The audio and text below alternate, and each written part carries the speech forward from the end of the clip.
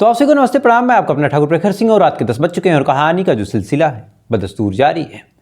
आज की कहानी शुरू करूं उससे पहले आपको एक बड़ी हैरान करने वाली कहानी बताऊंगा। आमतौर पे जहां लोग शादी के बाद अपनी बहनों को छोड़ देते हैं, चाहते हैं कि उनसे ज़्यादा मतलब ना हो, कभी कभार तो ऐसा भी होता है कि अपनी सगी बहन अपने आप को दुश्मन लगने लगती है। वहीं उत्तर प्रदेश के बाराबंकी में एक भाई अपनी बहन की शादी की तैयारी करता है। पैसे ज़्यादा थे नहीं, फिर भी अरमान था कि अपनी बहन को खूब सारे गिफ्ट दूं, खूब सारी चीज़ें दूं।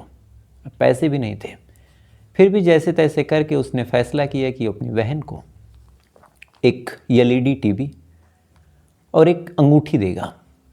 अब ये फैसला किया, फैसले के बारे में घर वालों को पता चला, घर वाले भी खुश, माँ बाप खुश, लेकिन जो शख्स की बीवी थी वो थोड़ा परेशान होती है। वो अपने पति से कहती है कि ये चीज़ें आपको नहीं देनी है और ये चीज़ें अगर आप देते हैं तो मुझे भी चाहिए। अब ये तमाम बातें जब वो आदमी सुनता है, सुनने के बाद कहता है कि तुमसे क्या मतलब है, मेरी बहन है, मैं चाहे जो दूँ, तुम्हारे रहने खाने में कोई दिक्कत हो तो तुम बताओ। वो महिला कहती है कि नहीं, तुम्हें अपनी बहन को कुछ भी नहीं देना है, और जो देना है तो पहले मुझे दो, और उसकी शादी के लिए परिवार के बाकी लोग हैं वो करेंगे, तुम्हें बहुत मतलब नहीं होना चाहिए, तुम अपनी प्रॉपर्टी नहीं लुटाओगे। इसी बात को लेके दोनों मियाँ बीबी के बीच झगड़ा हो गया।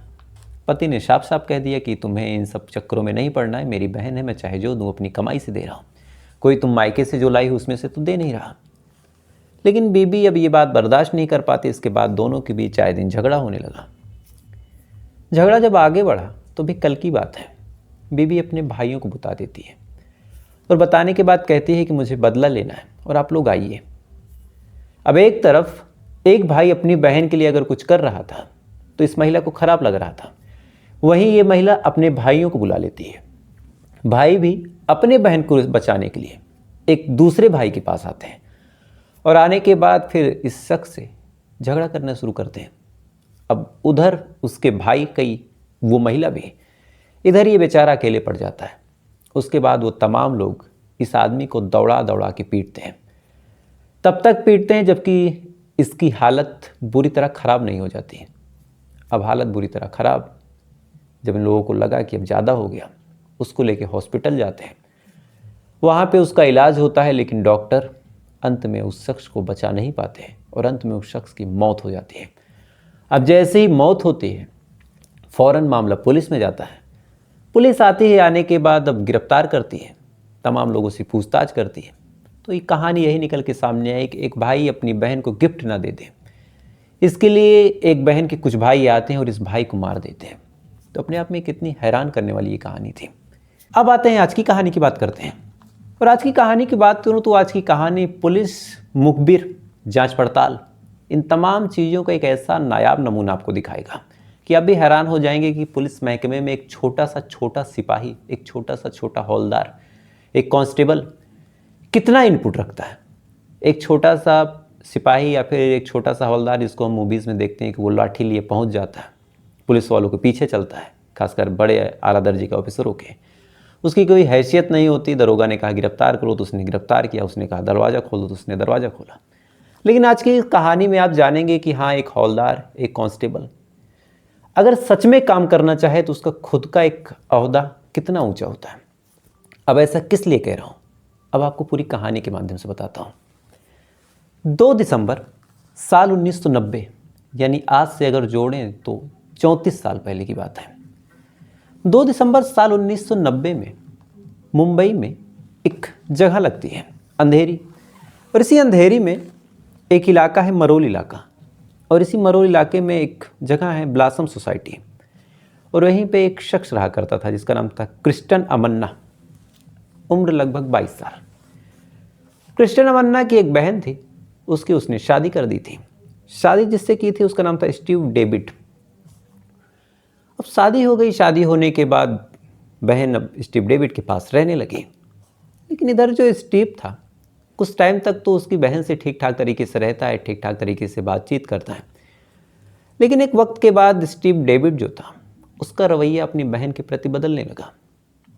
अब रवैया बदला, शुरुआत में बहन ने बर्दाश्त किया, उसे लगा कि चलो ठीक है, पति है। उस टाइम उतने फेमिनिज्म वाली बातें भी नहीं होती थी, औरतें कई बार कई ऐसे वायलेंस थे जिसे सह के रह जाती थी। परिवार वाले, मायके वाले भी ज़्यादा सपोर्ट नहीं करते थे। तो ऐसे ही स्टीव डेविड की जो बहन है, अब जो कायदे से क्रिस्टियन अमन्ना की जो बहन है, स्टीव डेविड की बीवी, डेविड लगातार उसे परेशान कर रहा, कभी कभार हाथ वाथ भी उठाने लगा। जहर भरा घूंट ये पी के वो महिला बेचारी रहने लगी, लगातार परेशान। ऐसे एक दिन की बात है, जो क्रिस्टियन है अपनी बहन के पास जाता है। इत्तेफाक से ज़्यादा दूर पे घर था नहीं। जाने के बाद क्रिस्टियन पूछता है कि कैसी हो। शुरुआत में तो बहन ने कुछ नहीं बताया, कहा कि मैं ठीक हूँ, लेकिन उसके बॉडी लैंग्वेज से, उसके हाव भाव से भाई जो है परख लेता है। परखने के बाद कहता है कि कोई दिक्कत है बहन, तुम परेशान लग रही हो। बहन ने कहा कि नहीं कोई बात नहीं। इधर भाई ने फिर कसम दे दी और कहा कि नहीं तुम्हें बताना पड़ेगा।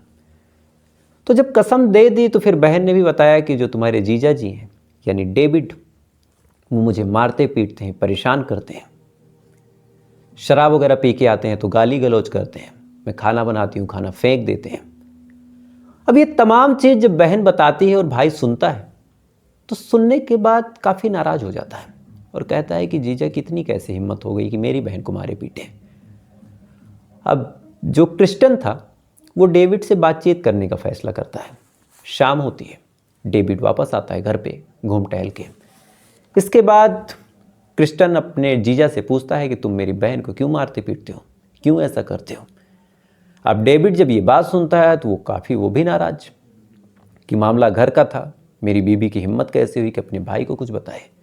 वो कहता है कि मेरे मियाँ बीवी के मामले में तुम पढ़ो ना।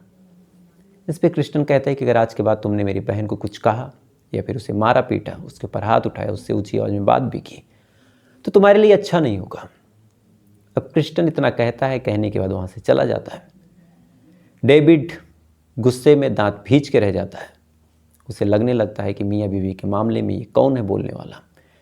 और यहीं से फिर डेविड के मन में ये बैठ जाता है कि क्रिस्टियन जो है उसने मेरी बेइज्जती की है और मेरी बीवी के बीच उसने बोला, और उसकी वजह से ही अब मेरी बीवी मुझसे डरती नहीं है। अब डेविड के मन में जब ये बात बैठी, वहीं से फिर वो नाराज़ हुआ। तब फिर उसने फैसला किया कि काम करते हैं, जैसे इसने मेरी बेइज्जती की है मैं इससे बदला लूँगा। और बदला कैसे लूँगा, तो उसके जहन में एक आइडिया आया कि क्यों ना इसका कत्ल ही करवा दिया जाए। अब कत्ल जैसा ख्याल जब डेविड के मन में आया, तब डेविड ने तरह तरह की चीज़ें सोची, प्लान बनाया। कत्ल करना था, लेकिन ऐसे करना था कि हो भी जाए, क्योंकि जो क्रिस्टियन था वो भी हट्टा कट्टा नौजवान था, 22 साल का लड़का। डेविड को ये भी डर था कि अकेले कुछ करने जाऊं कहीं भारी ही न पड़ जाए, मामला उल्टा न पड़ जाए।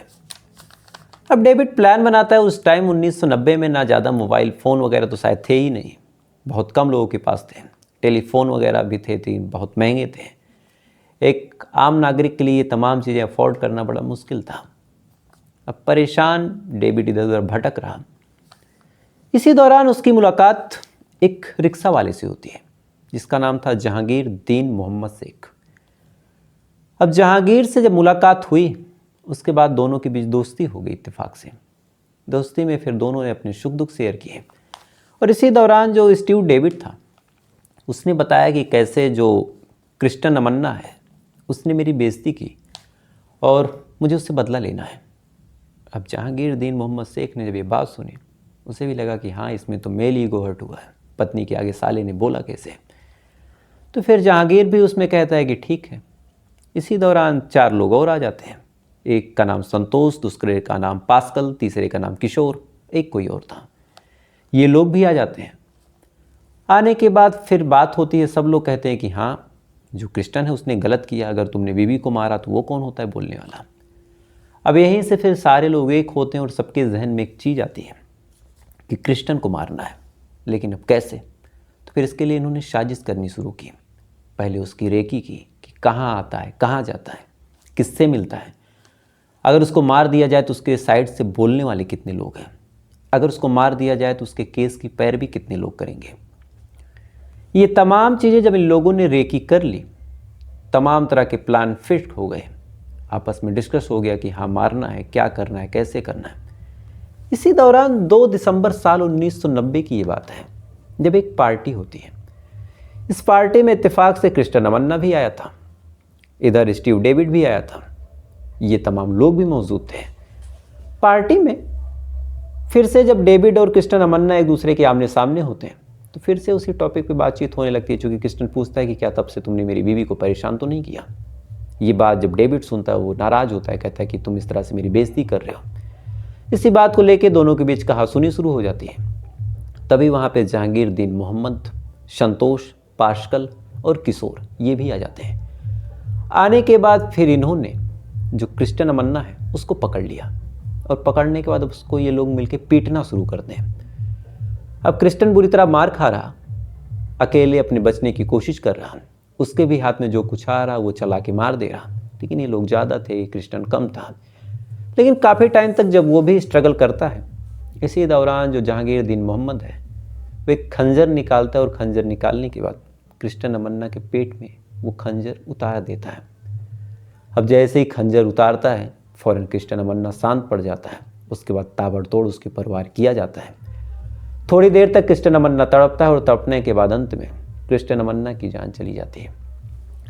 अब जैसे ही क्रिस्टन अमन्ना की जान चली गई, तमाम लोग वहाँ से फरार होते हैं। सुबह होती है, सुबह किसी ने पुलिस को इत्तला दिया, पुलिस आती है। आने के बाद बॉडी अपने कब्जे में लेती है, कब्जे में लेने के बाद पोस्टमार्टम के लिए भेजती है। इधर आसपास के लोगों से पूछताछ करती है कि क्या हुआ क्या नहीं हुआ। तो कई लोगों ने देखा था कि जो कत्ल है उसमें क्रिस्टन डेविड शामिल है, संतोष है, पास्कल है, किशोर है, जहांगीर है, ये तमाम लोग शामिल हैं। सीधा सीधा नामजद FIR हो गया। अब जैसे ही नामजद FIR हुआ, और FIR हुआ था कासीमीरा थाने में, तो FIR होने के बाद अब पुलिस वालों ने धरपकड़ शुरू किया। पहले ही रेड में जो स्टीव डेविड है, जो इस केस का मास्टरमाइंड था, वो हत्थे चढ़ जाता है। उसके बाद थोड़ी बहुत पुलिस वाले और मशक्कत और मेहनत करते हैं। संतोष भी गिरफ्तार हो गया, पास्कल भी पुलिस वालों के चंगुल में आ गया, किशोर को भी पुलिस वालों ने पकड़ लिया। लेकिन एक शख्स बच जाता है जिसका नाम है जहांगीरदीन मोहम्मद शेख। अब ये बच गया। बचने के बाद पुलिस वालों ने इसको पकड़ने की लाख कोशिश की, जगह जगह नाकाबंदी करी, जगह जगह इसके बारे में पता किया। जहाँ ये रहता था इसके घर पे दबिश डाली, लेकिन ना ही अपने घर पे मिला, ना ही जहाँ जहाँ ये जाता था वहाँ कभी मिला। पुलिस वाले लगातार अलग अलग जगहों पे इसको तलाशते रहे, बस स्टैंड पे, रेलवे स्टेशन पे, लेकिन कहीं भी जहांगीरदीन मोहम्मद पुलिस वालों के हाथ आता नहीं है। देखते देखते साल 1990 बीत जाता है, साल 1991 आ जाता है। पुलिस वाले जी जान से इसको खोजते रहते हैं। इधर जो मामला था वो कोर्ट में गया। कोर्ट में फिर ये कहा गया कि एक मेन आरोपी जिसने खंजर चलाया, जहांगीरदीन मोहम्मद शेख, वो फरार है। कोर्ट ने भी उसे भगोड़ा करार दे दिया। अब पुलिस वालों के ऊपर और प्रेशर कि इसको खोजो। पुलिस वाले खोज रहे हैं, लेकिन साल 1990, 91 और खासकर 2005, 6, 7 तक इतनी ज़्यादा चीज़ें थी नहीं। और कायदे से 2014, 15, 16, 17 जब जियो का सिम आया तभी ज़्यादातर लोगों के फ़ोन में नेट हुआ। लोगों ने व्हाट्सअप, इंस्टाग्राम, फेसबुक ये तमाम चीज़ें इंस्टॉल की। मैं खुद ही जब तक जियो का सिम नहीं था, और जियो का सिम का मतलब जब जियो का सिम आया तो फिर अलग अलग कंपनियों ने भी अपना डेटा सस्ता किया, नहीं तो फिर 1 GB पर डे का प्लान भी शायद नहीं ही था। तो फिर अलग अलग लोगों के फ़ोन में ना व्हाट्सअप थे, ना सोशल मीडिया थी, ना ही जहांगीरदीन मोहम्मद शेख की कई तस्वीरें ऐसी मिले कि अब इनको सर्कुलेट किया जाए। अब पुलिस वाले तलाश कर रहे हैं, लेकिन जहांगीरदीन मोहम्मद का कुछ अता पता चला ही नहीं। देखते देखते साल 2000 आ गया। पूरी घटना को 10 साल गुजर गए। जहांगीरदीन मोहम्मद की तलाश भी अब धीरे धीरे पुलिस वाले कम कर देते हैं। 10 साल और गुजरते हैं, तलाश एकदम बंद हो जाती है। उसके बाद इसे भगोड़ा करार दे के जो इस फाइल में इसका जिक्र था, उस फाइल को ठंडे बस्ते में डाल दिया गया। लगातार अलग अलग केस होते रहे। न जाने कितने पुलिस वाले तब से वहाँ से चले गए, न जाने कितने पुलिस वालों का ट्रांसफ़र हो गया, न जाने कितने रिटायर हो गए, कईयों की तो मृत्यु भी हो गई। ना जहांगीरदीन मोहम्मद का कुछ पता चला, ना ही पुलिस वालों के हाथ कुछ आया। वक्त धीरे धीरे आगे बढ़ता चला गया। इसी दौरान 34 साल गुजर जाते हैं। साल 1990 में कत्ल हुआ था, 34 साल गुजर गए और आ गया साल 2024। और जैसे ही साल 2024 आया, एक पुलिस आयुक्त जिनका नाम था मधुकर पांडे, ये आते हैं। और जैसे ही आते हैं, आने के बाद एक ऑर्डर देते हैं सबको, इनके अंडर जितने भी थाने आते हैं सबको ये ऑर्डर देते हैं कि ऐसे कितने केसेस हैं जिसमें ब्रूटल मर्डर या फिर ब्रूटल रेप या फिर कोई ऐसा हीनियस क्राइम हुआ जिसमें आरोपी पुलिस के चंगुल से अभी तक फरार हो, उसको मेरे सामने लाया जाए। अब आयुक्त साहब का आदेश हुआ, पुलिस वाले खोद खोद के फाइलें निकालना शुरू करते हैं। लगभग सैकड़ों फाइल आ जाती हैं जो अनसॉल्व थी, जिनको सुलझाया नहीं गया। और इन्हीं में एक फ़ाइल थी जहांगीरदीन मोहम्मद की, जो 34 सालों से फरार है। अब हर फाइल पे पुलिस वालों को आदेश मिला कि पकड़ा जाए। इस पे भी मिला। ये मामला क्राइम ब्रांच की यूनिट फर्स्ट को दे दिया गया कि अब इस केस को सुलझाइए, जो जहांगीरदीन मोहम्मद है उसे पकड़िए, अगर मर गया है तो उसकी जो समाधि है, जो जहाँ वो दफनाया गया कब्र, उसे बरामद कीजिए, कहीं से प्रूफ कीजिए कि ये मर गया, अगर जिंदा है तो सातवें पाताल से खोज के निकालिए। अब मधुकर पांडे आयुक्त साहब का जब ये आदेश हुआ, क्राइम ब्रांच अब जुटती है। जुटने के बाद अब तमाम तरह के सबूत फिर से खंगालना शुरू करती है, उसकी तस्वीर इधर उधर से निकालती है। लेकिन अब दिक्कत ये थी कि 34 सालों से ना किसी ने उसको देखा था। 34 साल पहले वो जवान था, 34 साल बाद वो बूढ़ा हो गया होगा। अब पता नहीं उसने दाढ़ी रखी या फिर दाढ़ी नहीं रखी है, किस तरह के उसके हेयर स्टाइल होंगे, है भी या नहीं है, कैसा दिखता होगा, क्या अभी तक उसके अंदर थोड़ी बहुत जवानी बाकी है या फिर एकदम बूढ़ा हो गया। अब सवाल कई थे, जवाब कोई था नहीं। पुलिस वाले अब इस केस को जीरो से जांच पड़ताल करना शुरू करते हैं, तफ्तीश करते हैं। इसी दौरान इसी क्राइम ब्रांच के यूनिट फर्स्ट में एक हवलदार काम करते हैं जिनका नाम है पुष्पेंद्र थापा। जब ये केस पता चलता है कि फिर से खुला है, तो पुष्पेंद्र थापा भी इसमें अपने कुछ इनपुट लगाते हैं और इनके जो मुखबिर थे उनको एक्टिव करते हैं, और साथ ही पता करते हैं कि जहांगीर थापा जो थे वो पता करते हैं कि जो जहांगीरदीन मोहम्मद है, माफ़ कीजिएगा, पुष्पेंद्र थापा पता करते हैं कि जो जहांगीरदीन मोहम्मद शेख है आखिर वो है कहाँ। इधर क्राइम ब्रांच अलग पता कर रही है, इधर जो पुष्पेंद्र थापा है अलग पता कर रहे हैं। इसी दौरान उन्हें एक इनपुट मिलता है कि जो जहांगीरदीन मोहम्मद शेख है इस टाइम अंधेरी में छिपा हुआ है। जैसे ही इन्हें ये इनपुट मिला, ये अपने कुछ साथियों के साथ जाते हैं। जाने के बाद पहले तो वहाँ पे पहुँचते हैं, कुछ लोग उसे पता करते हैं, कुछ लोग इशारे में बताते हैं कि हाँ वहाँ पे बैठा है। ये पहुँचते हैं, पहुँचने के बाद पहले तो उसको जी भर के देखते हैं, तसल्ली करते हैं कि यही है फिर नहीं है। लेकिन जब तसल्ली हो जाती है, उसके पास पहुँचते हैं। पहुँचने के बाद उससे कहते हैं कि जहांगीरदीन मोहम्मद शेख, तुम्हारा खेल ख़त्म हुआ। अब ये शब्द जब 34 सालों बाद वो शख्स सुनता है, तो जब उसने क्राइम किया था तब वो जवान था, आज वो बूढ़ा हो चुका है। परेशान होता है, डर जाता है, घबरा जाता है, लेकिन भाग नहीं पाता। फ़ौरन उसे धर दबोचा जाता है। दबोचने के बाद थाने लाया जाता है, और जब उसे पूछताछ की गई तो इससे पहले कि कोई सवाल ये लोग पूछे, उसने पहला सवाल पूछा कि साहब आपने मुझे पकड़ कैसे लिया, क्योंकि 34 सालों तक न जाने कितने पुलिस वाले ढूंढते रहे, आज तक नहीं पकड़ पाए। तब पुष्पेंद्र थापा ने कहा कि ये मेरे इनपुट का खेल है। और फिर जब पूछताछ की गई तब इसने यही कहानी सुनाई कि इस वजह से कत्ल हुआ था। जो स्टीव डेविड है वो क्रिस्टन की बहन को परेशान करता था, इसके बदले में क्रिस्टन ने धमकी दी थी, और धमकी के बदले हम लोगों ने फिर मार दिया। तो सच कहा गया कि अगर पुलिस वाले काम पे करना आए या फिर काम करना चाहें, जी जान लगाएं, तो कोई भी ऐसा क्रिमिनल नहीं है जो पुलिस वालों के चंगुल से दूर हो। और अगर चंगुल से दूर है तो कहीं ना कहीं पुलिस वाले खुद उसे अपने चंगुल से दूर रख रहे हैं। तो फिलहाल ये थी पूरी कहानी। अब आते हैं कल के सवाल पे। और कल का मेरा सवाल था कि दुनिया की पहली साइकिल को क्या कहा जाता है। अब कायदे से यहाँ पे क्वेश्चन मैंने पूछा तो लोग दो भागों में बट गए, और दोनों के ही आंसर सही है। कायदे से कहा जाता है स्विफ्ट वॉकर, और ऐसा इसलिए क्योंकि साइकिल का जो कॉन्सेप्ट है इसी से आया था। इसमें पहिए तो थे नहीं, ना ही पैंडल थी, ना ही कुछ और था, बस कुछ गोल जैसी आकृति थी। आप थोड़ा सा उसको पैर से धक्का देते, उसके बाद पैर उठा लेते तो कुछ कदम और आपको आगे पुश मिल जाता। सिंपल कॉन्सेप्ट था। और एक जो साइकिल का प्रोटोटाइप बना, एक साइकिल जैसा बिना, जिसमें कुछ पहिए और कुछ बियर बॉल्स, ये तमाम चीज़ें लगाई गई, तो उसे ड्रेसियन कहा गया। तो सवाल का मिला जुला संगम अगर देखा जाए, और जिन्होंने जवाब दिया उनके नाम हैं कृष्णा कुमार, हेमंत कुमार, CM शर्मा जी हैं, संतराम गुप्ता जी हैं, विमल कुमार जी हैं, आयुषी सिंह जी हैं, महबूब शेख जी हैं, सकत्तर सिंह जी हैं, जस सैरा जी हैं, और संजय कुमार जी हैं, अवंती होरो जी हैं, कृष्णा कुमार जी हैं, राजीव शर्मा जी हैं पंजाब से, और साथ ही राज सोनी हैं, वसीम अहमद जी हैं, सुबोध कुमार जी हैं, रश्मि मिश्रा जी हैं, ललित जी हैं। तो आप तमाम लोगों ने बिल्कुल सही जवाब दिया। तो आप तमाम लोगों को दिल से शुभकामनाएं।